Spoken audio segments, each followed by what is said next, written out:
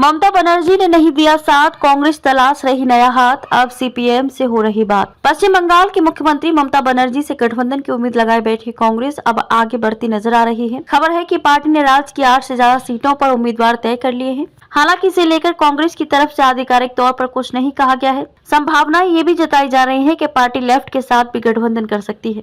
हाल ही में एआईसीसी यानी all India Congress committee की 4 घंटे लंबी बैठक चली। इस बैठक के दौरान कर्नाटक, हिमाचल प्रदेश, चंडीगढ़ और पूर्वोत्तर के कुछ राज्यों को लेकर चर्चा हुई।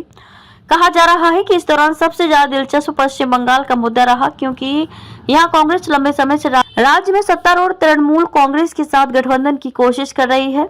वहीं रिपोर्ट के मुताबिक कांग्रेस ने 8-10 सीटों पर उम्मीदवार तय कर लिए हैं। रिपोर्ट में सूत्रों के हवाले से बताया गया है कि बीते सप्ताह कांग्रेस और लेफ्ट में चर्चा भी हुई। हालांकि अब तक इस गठबंधन पर अंतिम मुहर नहीं लगी है, लेकिन इसकी संभावनाएं हैं। रिपोर्ट के मुताबिक सीपीएम कांग्रेस के लिए 12 सीटें छोड़ने को तैयार हो गई है। खबरें हैं कि चर्चा के दौरान उत्तर प्रदेश में कांग्रेस और खासतौर से गांधी परिवार के गढ़ माने जाने वाले रायबरेली और अमेठी सीट को लेकर चर्चा नहीं हुई। पहले अटकलें थी कि अमेठी से राहुल गांधी और रायबरेली से प्रियंका गांधी वाड्रा मैदान में उतर सकते हैं। अब तक कांग्रेस ने दोनों सीटों पर उम्मीदवार तय नहीं किए हुए हैं। 30 उम्मीदवारों पर लगी मोहर। कांग्रेस ने मंगलवार को अलग अलग राज्यों के करीब 30 संसदीय क्षेत्रों के लिए उम्मीदवारों के नामों पर मोहर लगाई।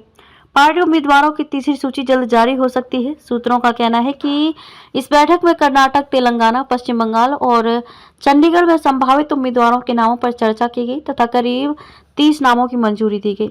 सूत्रों ने बताया कि सीईसी ने पश्चिम बंगाल के उत्तरी और मध्य हिस्से में आने वाली सीटों पर चर्चा की और विशेष रूप से वाम दलों के साथ गठबंधन की संभावना के मद्देनजर चर्चा की गई। पार्टी के एक नेता ने कहा कि पश्चिम बंगाल में हम इस पर विचार कर रहे हैं कि कौन सीट कांग्रेस के लिए बेहतर है और किन सीट पर वाम दल मजबूत हैं। कांग्रेस अध्यक्ष मल्लिकार्जुन खड़गे की अध्यक्षता वाली सीईसी की बैठक में पार्टी संसदीय दल की प्रमुख सोनिया गांधी, संगठन महासचिव केसी वेणुगोपाल और सीईसी के कई अन्य सदस्य शामिल हुए। पार्टी के पूर्व अध्यक्ष राहुल गांधी बैठक में मौजूद नहीं थे। सूत्रों ने बताया कि पश्चिम बंगाल में कांग्रेस ने अपने दोनों वर्तमान सांसदों अधीर रंजन चौधरी और अबू हासिम खान चौधरी को फिर से उम्मीदवार बना सकती है। अधीर रंजन बहरामपुर और अबू हासिम खान मालदा दक्षिण से सांसद हैं। कांग्रेस लोकसभा चुनाव के लिए अब तक 82 उम्मीदवारों की घोषणा कर चुकी है। उसने पहली सूची में 39 और दूसरी सूची में 43 उम्मीदवार घोषित किए थे। पार्टी उम्मीदवारों की पहली सूची में राहुल गांधी का नाम भी शामिल था, जो केरल की वायनाड लोकसभा सीट से चुनाव लड़ रहे हैं। वह वर्तमान में इस क्षेत्र का प्रतिनिधित्व भी करते हैं। कांग्रेस के उम्मीदवारों की पहली सूची में 15 उम्मीदवार सामान्य वर्ग और 24 अनुसूचित जाति, अनुसूचित जनजाति, अन्य पिछड़े वर्ग और अल्पसंख्यक समुदायों के थे।